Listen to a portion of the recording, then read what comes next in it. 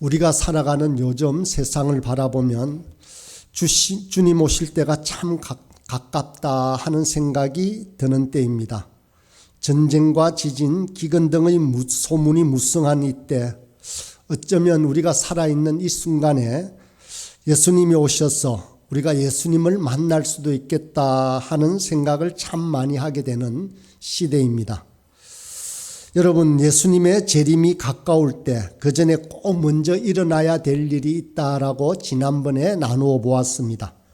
그것은 대대적인 배교와 그 배교를 주도하는 불법의 사람이 등장하는 것이라고 했습니다. 이것이 예수님의 재림 전에 일어날 중요한 일이라는 것을 지난주 살펴보았습니다. 그리고 막는 자와 막는 일을 통해서 하나님의 시간에 맞게 불법의 사람들이 등장할 것이다 라는 것을 보았습니다. 오늘은 그 불법의 사람이 나타날 때 어떤 일이 있을지, 또 그 사람이 나타나서 어떤 일을 할지에 대해서 한번 생각해 보려고 합니다. 이 불법의 사람이 나타나면 과연 어떤 일이 일어날까요? 9절과 10절의 상반절을 먼저 보겠습니다. 9절부터 읽겠습니다. 악한 자의 나타남은 사탄의 활동을 따라 모든 능력과 표적과 거짓 기적과 불의의 모든 속임으로 멸망하는 자들에게 있으리니. 악한 자, 불법의 사람은 하나님의 시간표에, 하나님의 때에 맞게 등장한다라고 했습니다. 그런데 이들이 나타나서 하는 일은 사탄의 활동에 따라 사탄이 주는 권능과 능력과 힘을 받아서 그렇게 표적을 행하고 기적을 행합니다. 그저 온순한 모습으로 그저 숨어서 오는 것이 아니라 굉장히 강력한 모양으로 등장한다는 것입니다. 이번 본문뿐만 아니라 성경에는 곳곳에서 이러한 사탄의 불법의 사람의 등장에 대해서 설명을 하고 있습니다. 요한계시록 13장, 마태복음 24장에도 비슷한 내용이 있습니다. 특별히 요한계시록 13장에 보면 두 종류의 짐승이 등장합니다. 하나는 물 가운데서 나오고 하나는 땅에서 일어나는데 두 짐승의 공통점은 마귀로부터 힘을 얻는다 하는 것입니다.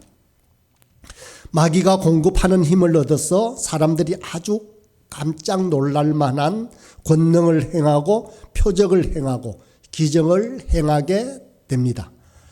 사도행전 2장 20절에 보면 베드로 사도가 설교할 때 예수님에 대한 이야기를 하면서 이렇게 말씀하십니다. 하나님이 능력과 표적과 기적으로 예수 그리스도를 증거하셨다라고 말씀하십니다.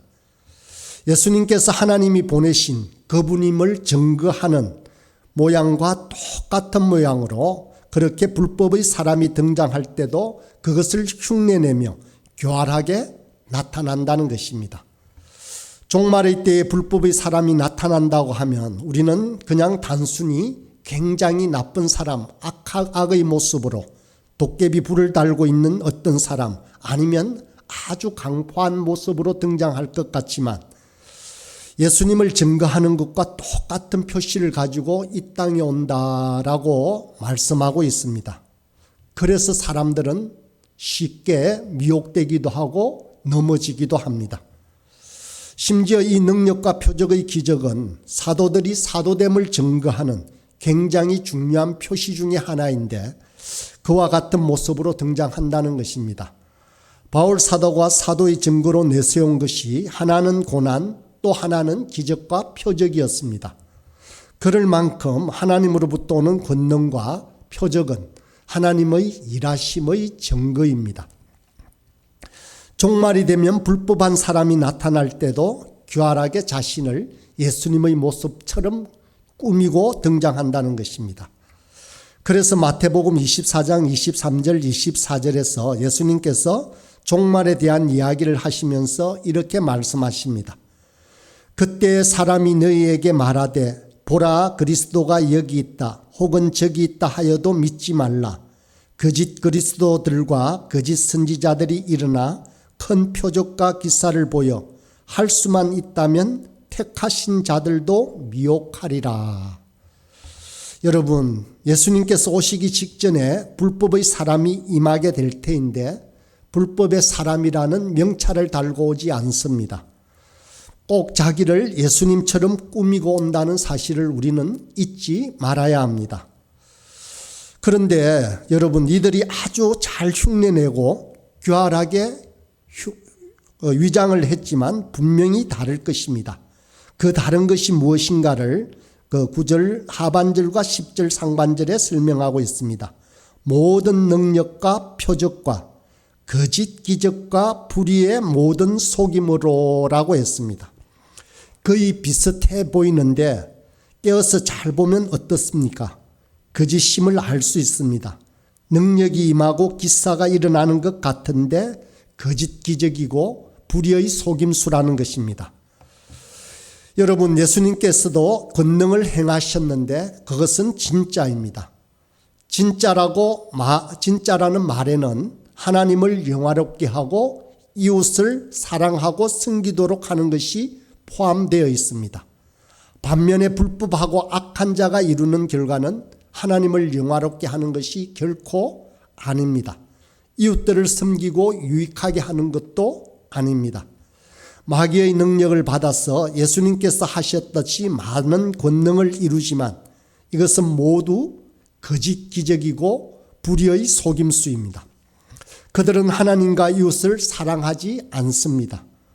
짐승인, 즉 불법의 사람인 그들은 자신들을 높이기 위해서 사람들을 이용합니다.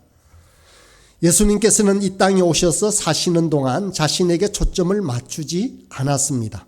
아버지 하나님에게 초점을 맞추었습니다. 그런데 거짓 기적과 불의의 속임을 일삼는 마귀로부터 힘을 얻은 이 짐승들은 자기를 높입니다. 모든 신보다 자기를 높입니다. 자기를 높일 뿐만 아니라 욕망을 추구하고 자기의 탐욕을 정당화하고 이기적인 욕심을 따라 사는 삶을 더욱 북돋아 줍니다. 오늘날 이들의 아류인 이단 사이비들이 그렇습니다. 그들은 자선 사업이나 구제 활동에 아주 적극적인 것처럼 보입니다. 이들은 결코 이웃의 유익을 구하고 이웃을 잘 섬기게 하는 것이 아닙니다. 그들에게는 바로 자신들의 욕망과 쾌락을 채우는데 목적이 있습니다.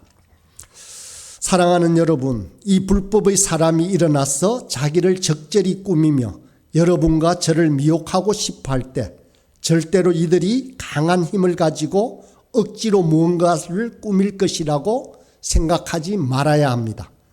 이들은 아주 교활하고 교묘하게 우리를 속입니다. 이들은 사람들의 이기적인 욕망을 정당화하면서 추구하게 만들고 끝없는 자기도취와 도덕적인 무감각에 빠져들게 합니다. 또 사람들의 욕망을 마음껏 충족하면서 죄를 합리화하도록 부추깁니다. 이렇게 우리 모두를 넘어뜨릴 수 있다는 사실을 잊지 말아야 합니다. 그래서 성경은 마귀를 가리켜 이렇게 말합니다. 요한복음 8장 44절입니다. 그는 처음부터 살인한 자요 진리가 그 속에 없으므로 진리에 서지 못하고 거짓을 말할 때마다 제 것으로 말하나니 이는 그가 거짓말쟁이요 거짓의 아비가 되었음이라. 마귀는 아담과 하와를 유혹하여서 죽게 만든 장본인입니다. 마귀의 아주 중요한 것 중에 하나는 바로 이 거짓입니다. 불의의 속임으로 거짓 기적으로 저와 여러분을 미혹하여 넘어뜨리려고 합니다. 고린도후서 11장에 보면 그 마귀가 어떤 모습을 하고 있는지를 말합니다. 광명의 천사처럼 가장한다라고 말하고 있습니다. 악한 자들이 나타날 때 그들은 그냥 나쁜 일만을 하는 것이 아닙니다. 자기 중심적인 욕망을 아주 교활하게 부추기면서 이것이 죄라는 것을 모르게 속여서 넘어뜨립니다. 이것이 악한 자들이 하는 행위입니다. 오늘날 우리 사회는 성도와 저와 여러분이 잘 깨어서 분별하고 빛과 소금의 직분을 잘 감당하면서 부름받은 대로 사는 것이 매우 더욱더 중요한 시대가 되었습니다. 여러분, 요즘 논란이 많은 이야기를 잠시 나누겠습니다. 많은 동성애자가 자신들을 동성애자라고 부르지 않습니다. 성소수자라고 부릅니다. 여러분, 교회는 역사적으로 한 번도 소수자를 적은 숫자이기 때문에 무시해 본 적이 없는 귀한 공동체입니다. 교회는 힘이 있는 자들에게 아첨하거나 힘을 가진 자들의 편에 서서 일을 해본 적이 없습니다. 물론 교회가 타락했을 때 일부 지도자들을 통해서 그런 현상이 많이 일어났지만, 교회가 말씀 앞에 서 있을 때는 언제나 힘없는 사람, 아픈 사람, 아무도 주목하려고 하지 않는 사람들 편에 서서 예수님처럼 그들과 함께 울고 함께 웃었습니다. 그래서 여러분, 교회는 소수를 핍박하는 것이 결코 아닙니다. 언제나 소수를 배려하고 약자들을 가장 우선적으로 배려해 왔습니다. 우리는 성소수자를 반대하는 것이 아닙니다. 하나님이 순리로 만들어 놓은 것을 영리로 바꾸는 죄를 반대하는 것입니다. 우리는 그분들을 위해서 교회 문을 열어놓고 그분들을 언제든지 맞이해서 몸의 한 부분으로 함께 교회를 구성해야 합니다. 구원받아야 마땅한 귀한 한 생명이라는 사실을 절대로 부정하거나 외면하지 않습니다. 우리가 반대하는 것은 소수와 다수의 논리가 결코 아닙니다. 우리는 아무리 소수라도 죄를 반대하는 것입니다. 소수를 반대하는 것이 아니라 다수의 입장에 서는 것도 아니며 죄를 반대하는 것입니다. 여러분, 교회는 힘을 가지고 누군가를 굴복시키는 공동체가 아닙니다. 교회는 사랑하고 기다리고 믿어주고 오른밤을 때리면 왼밤을 돌려대면서 사람을 섬기고 영혼들을 아끼는 공동체입니다. 그 자리를 절대로 떠나서는 안 됩니다. 어떤 나쁜 행위를 할지라도 우리가 사람을 비난하거나 탓하거나 포기하지 않고 사람을 사랑하되 잘못된 행위를 반대하는 것입니다. 이 점을 절대로 잊지 말아야 합니다. 그래서 그분들을 이상한 분들이라고 생각해서는 안 됩니다. 우리는 소수자를 반대하는 것이 아닙니다. 죄를 반대하는 것입니다. 죄인을 배격하는 것이 아닙니다. 죄인을 사랑하고 죄의 행위에 대해서 아니라고 말하는 것입니다. 그런데 악한 자들은 우리를 자기중심적인 욕망을 아주 교활하게 부추기면서 이것이 죄라는 것도 모르게 속여서 넘어뜨리려고 하는 것입니다. 사랑하는 여러분, 종말의 아픔을 이야기할 때마다 성경 말씀은 이런 주제를 말하는 고통들 때문에 우리가 두려워하거나 낙심하지 않도록 우리를 위로하고 붙들어 줍니다. 오늘 본문도 이런 아픔을 말하면서 동시에 우리를 위로하고 있습니다. 10절을 보면 모든 능력과 표적과 거짓 기적과 불의의 모든 속임으로 악한 자가 나타나는데 누구에게 나타난다고 합니까? 바로 멸망하는 자들에게 있게 된다라고 되어 있습니다. 이런 속임에 악한 자의 속임을 당하는 자들은 대상을 제한합니다. 우리가 이런 아픔을 보편적으로 겪기는 하지만 종국에는 이 거짓 기적과 불의의 속임수가 바로 멸망하는 자들에게 있게 될 것이다 라고 성경은 분명하게 말씀하십니다. 우리가 다음 주에 보게 될 13절 이하의 말씀의 시작은 현대인의 성경을 보면, 개역개정에는 그렇게 되어 있지 않지만 현대인의 성경을 보면 그러나라는 접속사로 시작이 됩니다. 오늘 우리가 보게 되는 12절의 내용에는 불법의 속임과 거짓 기적에 임하여 영혼들을 미혹하고 넘어뜨리는 사람들의 특징이 나오는 반면에 13절부터는 그러나로 시작하는 너희는 다르다, 그러나 너희는 그렇지 않다라고 말씀하시면서 우리를 위로하십니다. 본문 10절에서 멸망하는 자들에게 있으리라고 할 때 이 멸망하는 이라는 단어는 지금 현재 진행형입니다.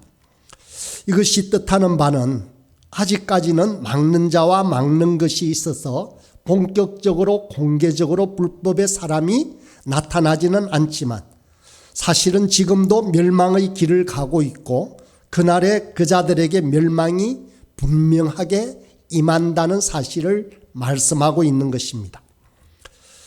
여러분, 이 멸망하는 자들의 특징이 무엇이겠습니까? 10절 하반절을 읽어보겠습니다. 이는 그들이 진리의 사랑을 받지 아니하여 구원함을 받지 못함이라 라고 합니다.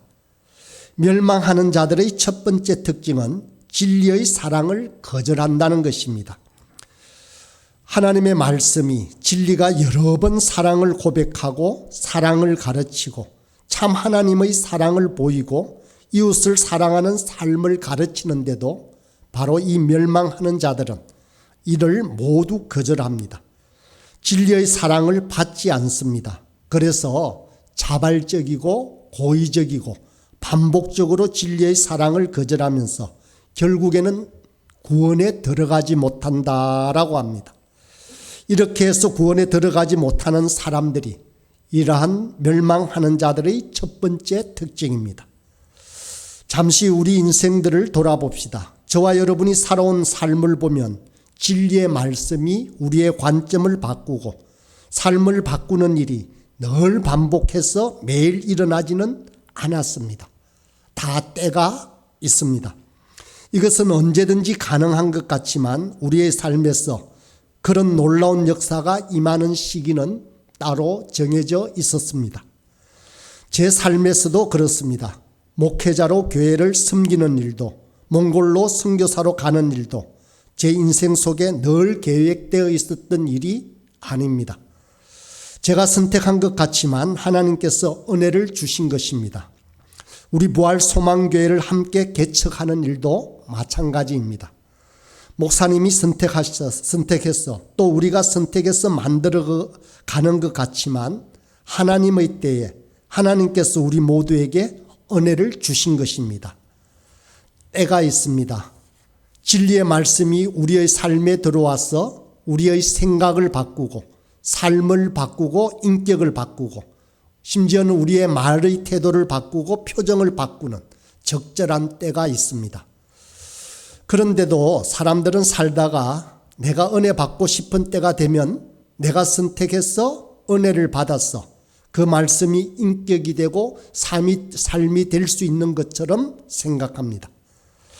많은 성도가 그렇게 생각합니다. 또 많은 어리석은 부모가 저를 포함해서 그렇게 생각합니다. 그래서 자녀들이 인생에서 아주 중요한 시기를 보내면서 하나님의 도우심을 경험하는 것이 무엇인지 하나님을 의지하는 것이 무엇인지 모르고 지냅니다. 신앙이 그저 종교라는 막연한 세계에만 머물러 있는 것 같아 안타깝습니다.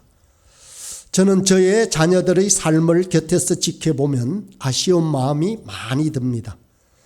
물론 하나님께서 우리 자녀들을 신실한 하나님의 자녀로 살아가기를 간절히 기도하는 저의 간구를 들으셔서 또 우리의 간구를 들으셔서 우리의 자녀를 지키실 것입니다. 그렇지만 하나님 주시는 은혜의 때를 우리의 자녀들이 놓치지 않기를 간절히 소원합니다. 여러분, 진리의 사랑을 받는 것은 언제나 가능한 것이 아닙니다. 저와 여러분이라고 할지라도 만약에 혹 우리가 반복해서 거절한다면 결국 구원이 불가능해지는 아픈 일이 일어날 수도 있습니다. 이제 멸망하는 자들의 두 번째 특징이 무엇인지를 보겠습니다. 11절입니다. 이러므로 하나님이 미혹의 역사를 그들에게 보내사 거짓 것을 믿게 하심은, 쉽게 이해가 되지 않아서 다른 번역으로 찾아보았습니다. 새 번역입니다. 그러므로 하나님께서는 미혹하게 하는 힘을 그들에게 보내셔서 그들로 하여금 거짓을 믿게 하십니다 라고 되어 있습니다. 어떤 사람들은 이 말씀을 보고 이렇게 딱 떼어서 말하기도 합니다. 하나님이 미혹의 역사를 그들에게 보내셔서 못 믿게 만들었다라고 해석하고 싶어 합니다. 하지만 이 말씀의 문맥은 그렇지 않습니다. 바르게 보아야 합니다. 여기에 이러므로는 어떻게 함으로일까요? 10절에 자발적이고 반복적이고 고의적으로 진리를 거절함으로라는 말입니다. 그렇게 하는 사람에게는 하나님이 그렇게 많은 기회를 주고 그렇게 오래 참으시고 그렇게 구원에 이르도록 오래 기다리셨는데도 끝까지 거절하는 그런 자들에게 그런 하나님께서 불법의 사람들에게 나타나서 거짓 기적의 모든 속임으로 일을 하고 있는데 하나님은 더 이상 막지 않고 그대로 내버려 두신다는 것입니다. 그러자 미혹하게 하는 힘으로 인해 그 사람들이 거짓을 믿게 된다라는 말이 바로 11절의 말씀입니다. 여러분, 사람들은 간혹 그렇게 이야기합니다. 말씀을 전하면 나는 안 믿어진다, 믿기 어렵다라고 말합니다. 그런데도 거짓은 얼마나 쉽게 믿는지 모릅니다. 우리가 사는 이 시대는 정말 강포한 시대입니다. 사람들은 자신의 논리와 경험을 합리화하면서 거짓된 것이라도 그것만 믿습니다. 그런데 여러분, 끝까지 안 들으면 하나님은 어떻게 하시겠습니까? 그저 내버려 두십니다. 사람의 죄를 기록하고 있는 로마서 1장을 보면 죄를 반복해서 범하는 사람들을 향한 하나님의 반응이 로마서 1장에만 해도 3번이 나옵니다. 1장 24절에 보니 그러므로 하나님께서 그들을 마음의 정욕대로 더러움에 내버려 두사 그들의 몸을 서로 욕되게 하게 하셨으니 라고 했습니다. 그들의 마음의 정욕대로 더러움에 내버려 둔다라고 했습니다. 26절에는 이 때문에 하나님께서 그들을 부끄러운 욕심에 내버려 두신다라고 하십니다. 28절에는 또한 그들이 마음에 하나님 두기를 싫어하며 하나님께서 그들을 그 상실한 마음대로 내버려 두신다라고 하셨습니다. 이 말씀처럼 하나님은 내버려 두십니다. 여러분, 가장 두려운 일이 무엇입니까? 가장 큰 두려움은 하나님이 우리를 제지하지 않으시고 우리 욕망대로 행하도록 내버려 두시는 것입니다. 이제 멸망하는 자들의 세 번째 특징이 12절에 나옵니다. 12절 말씀을 읽겠습니다. 진리를 믿지 않고 불의를 좋아하는 모든 자들로 하여금 심판을 받게 하려 하심이라. 이 멸망하는 자들의 최종은 심판과 멸망입니다. 불법의 사람들에게 주어지는 또 다른 별명이 무엇이었습니까? 바로 멸망의 아들이었습니다. 그의 거짓말에 속아서 끝없이 그를 따라가다가 그와 똑같이 심판과 멸망에 처하게 된다는 것입니다. 우리가 사는 오늘날은 과거 어느 때보다도 주님 오심이 가까운 때입니다. 많은 사람이 순리로 무슨 일을 하기를 거절하고 영리로 바꾸어서 자기 중심으로, 자기 욕망으로, 자기 정욕으로 하나님을 무시하고 하나님을 거스르는 시대입니다. 여러분과 저는 선을 사랑하고 진리를 사랑하고 하나님의 바른 사랑을 아는 자들입니다. 그저 세상이 말하는 얄팍한 사랑이 아니라 진짜 하나님이 죄인을 사랑하신 그 사랑으로 누군가를 사랑하는 것을 알고 행할 줄 아는 자들입니다. 지금은 그런 일이 어느 때보다 절실한 때가 되었습니다.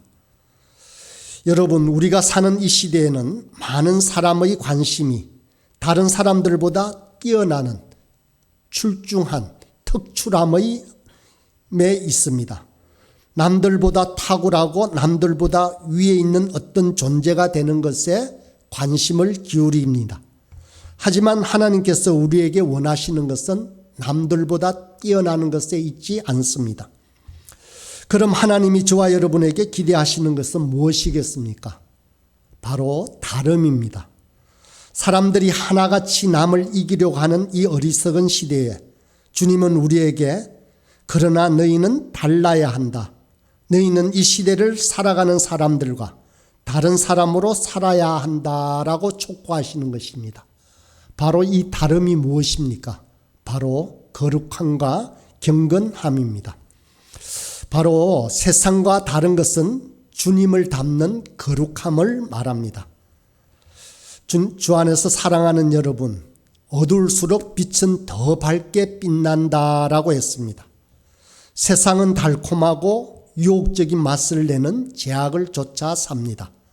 하지만 저와 여러분이 쫓아 사는 거룩과 진리는 달콤하지는 않지만 온 세상을 밝게 하는 빛이 되고 소금이 됩니다. 하나님께서는 여러분과 제가 이 불의한 시대에 진리를 알고 진리의 사랑을 받은 자처럼 빛이고 소금인 삶을 살기를 기대하십니다. 정말 그런 복된 삶이 저와 여러분 모두에게 경험되기를 소망합니다. 그래서 감격하고 살아가는 저와 여러분의 매일매일이 되기를 간절히 기도합니다.